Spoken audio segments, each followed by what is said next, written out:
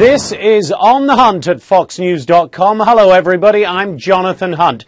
Saudi Arabia is continuing its campaign of airstrikes against Houthi rebels in Yemen. Those airstrikes backed by the U.S., although not carried out by U.S. aircraft. But is it working? The rebels seem to be pushing further and further into the important port city of Aden. So let's ask our guest now where this is all headed. Colonel Cedric Leighton, formerly of the U.S. Air Force, currently president of Cedric Leighton Associates, and David Weinberg, senior fellow with the Foundation for the Defense of Democracies. Colonel Leighton, if I may come to you first, as a retired U.S. Air Force colonel, are the airstrikes working? Simple question, yes or no?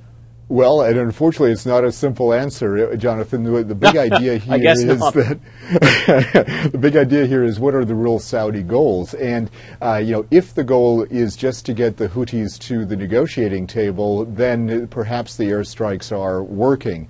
Now, from a tactical military sense, because there's some difficulties apparently with the targeting that the Saudis are using, I would say that the strikes are not working. At least they're not working as part of a concerted air campaign or military campaign that I can discern at this moment.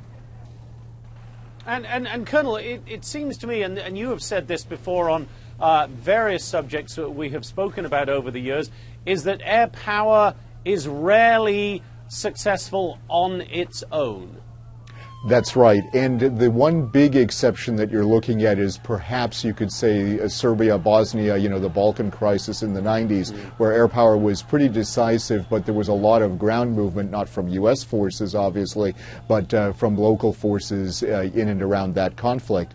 So that's perhaps the one exception. But other than that, air power needs to be used in concert with other means of power, whether they be diplomatic, military on the ground, military maritime, such as naval power. Those are the kinds of things that make a difference. And a ground presence is essential if you are going to achieve either total control of a particular area that you're going after, or if you want to influence the rest of the outcome. So that's really where air power has its limits. It can be a great facilitator, but there are definite limits to it.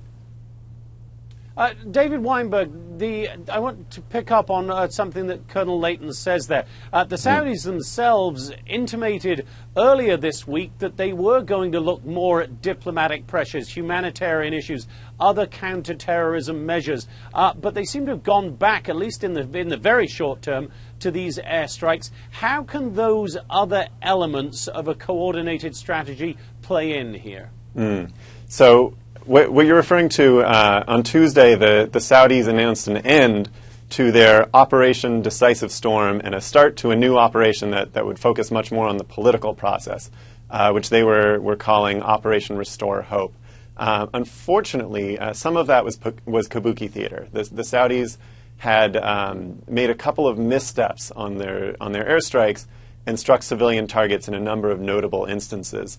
One instance in which they struck a military target on Monday, a huge weapons and ammunition store, set off a massive, enormous mushroom cloud over the capital of Sana'a and created a huge shockwave, injured hundreds of people, killed dozens, and within, also that was the day when reportedly the Saudis intimated to America that they were going to be ending that stage of their airstrikes within 24 to 48 hours, and that's exactly what they did.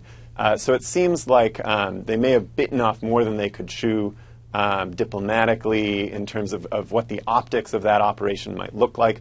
So what they did is they transitioned from one military operation to another with a more prominent political angle. So what they're no longer doing is they're no longer going after missiles or aircraft or destroying command and control centers, the sorts of things they were doing to basically ensure military dominance over the rebels in Yemen. But what they haven't been able to do is they haven't been able to restore the legitimate government inside Yemen, and they haven't been able to actually push the rebels back from controlling the capital or large parts of northern Yemen. And that's something they're not going to be able to do, and these airstrikes apparently are still continuing in a couple of parts of Yemen because the rebels actually haven't been cowed into surrendering.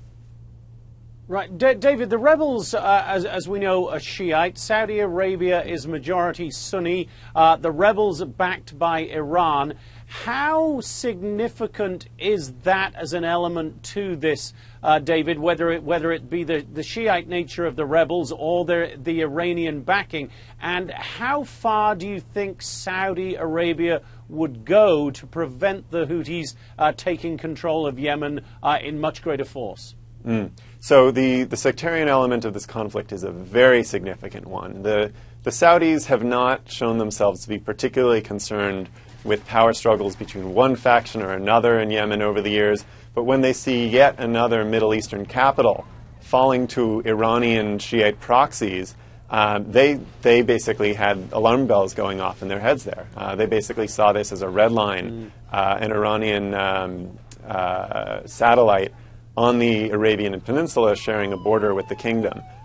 There is no way that the Houthis would have been able to capture Yemen's capital without the enormous amounts of support that they were getting from Iran in the last year, and in fact over the last several years, including weapons by the literal ton.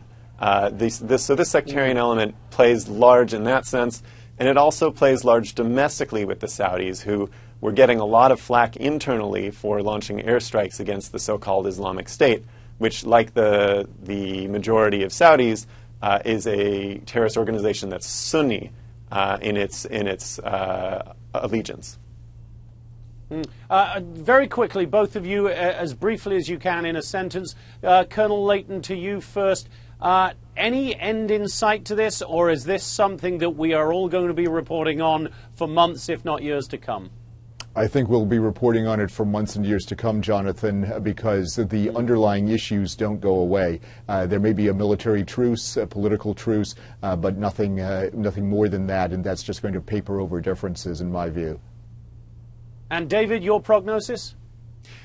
So Saudi Arabia's King Salman said at the beginning of the campaign that the goal was to create a unitary, stable Yemen where there would be state control over all weapons and legitimate equal power sharing. And frankly, if that's his goal, he's guaranteed failure. But either way, he set such a high objective, he can't back down now. Okay, David Weinberg, Senior Fellow with the Foundation for the Defense of Democracies, and Colonel Cedric Leighton, President of Cedric Leighton Associates. Thank you both very much, gentlemen. This has been On the Hunt at foxnews.com.